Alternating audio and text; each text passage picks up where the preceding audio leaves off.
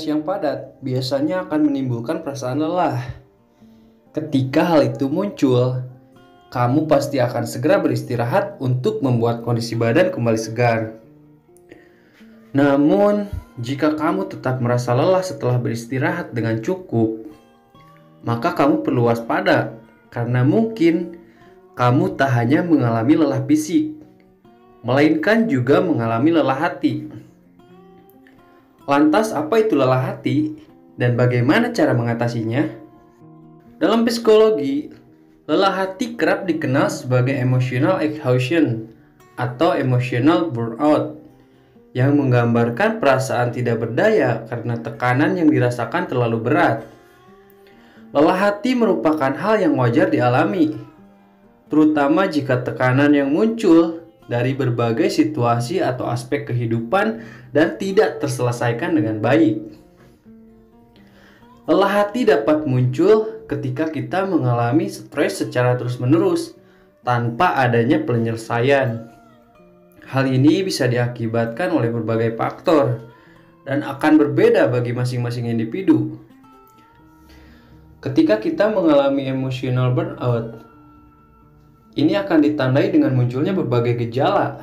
Seperti gejala yang pertama, tidak termotivasi untuk melakukan kegiatan. Kedua, biasanya memiliki masalah tidur ya, seperti kesulitan tidur atau tidur dalam jangka waktu yang sangat lama.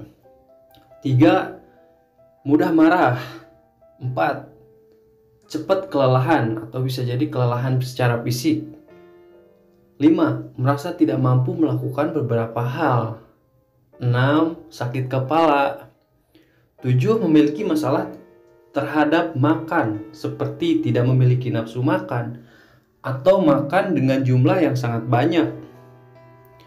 Berikutnya, tidak peduli dengan orang lain dan juga sulit untuk berkonsentrasi. Mungkin setiap orang bisa mengalami gejala yang berbeda-beda. Oleh karena itu, kita perlu peka terhadap diri kita sendiri. Jika sekiranya ada kondisi yang berbeda dari biasanya, misalnya, biasanya mampu tidur dengan cepat, namun kok beberapa hari terakhir menjadi sulit tidur. Nah, jika mengalami kondisi seperti ini, yang sangat berlarut-larut, atau tidak segera ditangani dengan baik, hal ini akan memberikan dampak negatif, baik untuk kehidupan maupun juga kesehatan.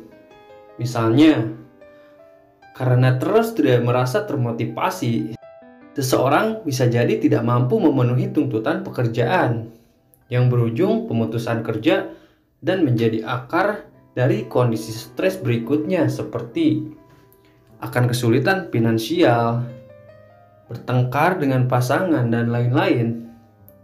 Sementara pada segi kesehatan, jika seseorang mengalami kondisi lelah hati, maka besar kemungkinan akan terganggunya pola hidup dasar seperti makan dan tidur.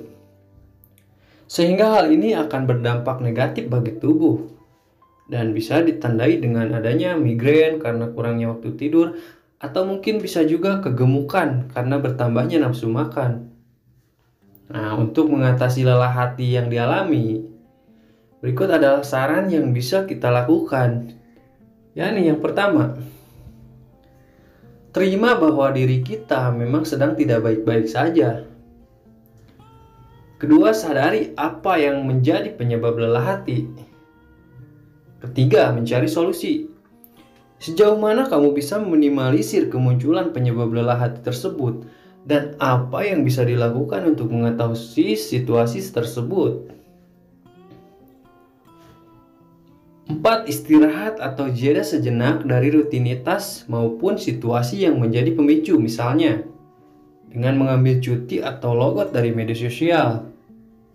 Keenam, lebih peka terhadap kebutuhan diri sendiri.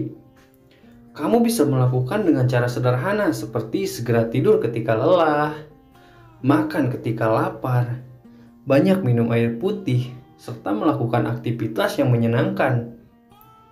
Berikutnya adalah bercerita kepada orang yang dapat dipercaya. Namun, jika lelah hati yang dialami sudah berlarut dalam jangka waktu yang sangat panjang, maka disarankan untuk meminta bantuan dari tenaga profesional. Hal ini dapat ditandai dengan berbagai macam cara, seperti ketika terganggunya aktivitas sehari-hari, menjadi tidak produktif di tempat kerja, atau tidak mengerjakan tanggung jawab di rumah, sehingga ini akan menimbulkan konflik dengan orang tua maupun pasangan. Ketika patah hati sudah berlangsung selama berbulan-bulan, dan kamu tetap merasa lesu, tidak memiliki motivasi, mudah marah, dan telah melakukan berbagai solusi seperti me time, mengambil cuti, maka kamu juga disarankan untuk berkonsultasi dengan tenaga profesional. Kenapa? Jika lelah hati yang berlarut-larut, sebaiknya segera minta bantuan. Kita akan dibekali oleh berbagai teknik yang dapat kita gunakan saat kembali menghadapi situasi yang kerap menjadi pemicu kita merasa lelah hati. Pepatah lebih baik mencegah dibanding mengobati juga berlaku pada kondisi lelah hati. Hal tersebut dapat dicegah dengan beberapa cara, di antaranya: yang pertama, mengatur jadwal secara realistis. Kamu dapat mencoba untuk mengatur jadwal secara realistis. Ketika dilakukan, hal ini dapat mencegahmu untuk merasa kewalahan dengan berbagai rutinitas dan aktivitas sehari-hari. Tidak ragu untuk meminta bantuan. Jika merasa lelah dengan rutinitas yang ada, kamu bisa meminta bantuan, baik itu dari pasangan, orang tua, rekan kerja, sahabat, atau mungkin tenaga profesional. Menyempatkan untuk me time. Hal terpenting yang dapat dilakukan untuk mencegah emotional burnout adalah meluangkan waktu untuk diri sendiri. Hal ini juga bisa kamu lakukan setiap hari. Tidak ragu dalam menyampaikan perasaan. Memiliki sifat asertif atau tidak ragu ketika menyampaikan perasaan dan pemikiran yang dimiliki merupakan salah satu langkah untuk mencegah emotional burnout. Ketika perasaan sedang tidak nyaman, maka sampaikan hal tersebut pada orang terdekat dengan tujuan untuk mencegah adanya salah paham yang dapat menambah pemicu stres. Misalnya, dengan menyampaikan pada pasangan bahwa kita merasa sedikit kesal karena suatu hal, sehingga kita perlu waktu untuk menyendiri sejenak di kamar. Meski menjadi kondisi yang wajar, perasaan lelah hati tidak boleh dibiarkan secara terus-menerus. Karena hal ini